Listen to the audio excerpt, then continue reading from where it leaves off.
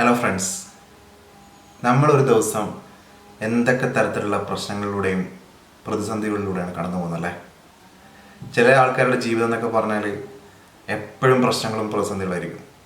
പക്ഷേ നമ്മളൊക്കെ അനുഭവിക്കുന്ന ഈ പ്രശ്നങ്ങളും പ്രതിസന്ധികളൊക്കെ ശരിക്കും അത്ര വലിയ പ്രശ്നങ്ങളാണോ? നമ്മുടെ ചരിത്രത്തിലേക്ക് തിരിഞ്ഞു നോക്കുന്ന സമയത്ത് നമ്മളിപ്പോൾ അനുഭവിക്കുന്ന ജീവിതം എത്ര സുഖമുള്ളതാണ്, നമ്മൾ എത്ര ഭാഗ്യവാന്മാരാണെന്ന് ചിന്തിച്ചു പോകും. പ്രത്യേകിച്ച് രണ്ടാം ലോക മഹായുദ്ധത്തിൻ്റെ ചരിത്രം പഠിക്കുന്ന സമയത്ത്. എല്ലാവർക്കും വീഡിയോയിലേക്ക് സ്വാഗതം. മറ്റൊരു കിടിലൻ സിനിമയുടെ വിശേഷമായിട്ട് വന്നിരിക്കുന്നത്. നമുക്ക് നേരെ വീഡിയോയിലേക്ക് പോകാം.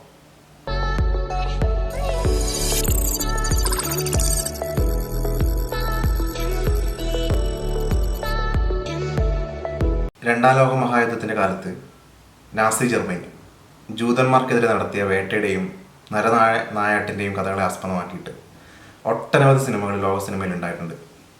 അപ്പോൾ ഈ സിനിമകളും കഥകളും കേൾക്കുകയും കാണുകയും ചെയ്യുന്ന സമയത്താണ് നമുക്കൊരു കാര്യം മനസ്സിലാവുന്നത്. ഒരു ജനസമൂഹം ഇത്രയ്ക്കും അധികം പീഡനങ്ങളും പ്രശ്നങ്ങളും തങ്ങളുടെ ജീവിതത്തിൽ അനുഭവിച്ചിട്ടുണ്ടോ എന്ന് നമുക്കത് ഒരു സംശയത്തോടെ മാത്രം നോക്കിക്കാണാൻ പറ്റുള്ളൂ.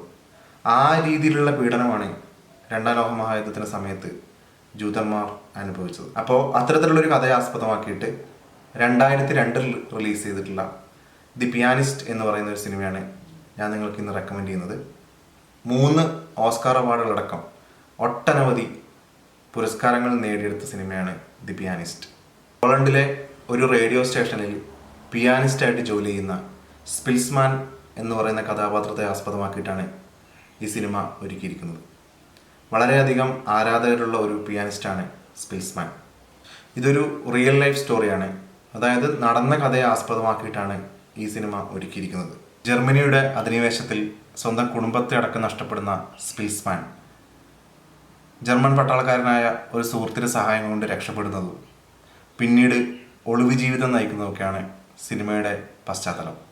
യുദ്ധം ഒരു മനുഷ്യൻ്റെ ജീവിതത്തിലും സമൂഹത്തിലും വരുത്തുന്ന മാറ്റങ്ങൾ വളരെ ഇൻറ്റൻസ് ആയിട്ട് പറയുന്ന ഒരു സിനിമയാണിത്. സിനിമയെ സ്നേഹിക്കുന്ന ആളുകൾ തീർച്ചയായും കാണേണ്ട സിനിമ. ഇതൊരു ക്ലാസിക് മൂവിയാണ്. നേരത്തെ പറഞ്ഞ പോലെ ഒട്ടനവധി പുരസ്കാരങ്ങൾ നേടിയ സിനിമയാണ്. അതുകൊണ്ട് തീർച്ചയായും എല്ലാവരും കാണണം എന്ന് ഞാൻ ആഗ്രഹിക്കുന്നു. കണ്ടവർ അഭിപ്രായം പറയുക, കാണാത്തവർ കാണുക, എന്നിട്ട് അഭിപ്രായം പറയുക. ചാനൽ സബ്സ്ക്രൈബ് ചെയ്യുക. മറ്റൊരു സിനിമയുടെ വിശേഷങ്ങളുമായിട്ട് മറ്റൊരു വീഡിയോയിൽ കാണുന്നവരെ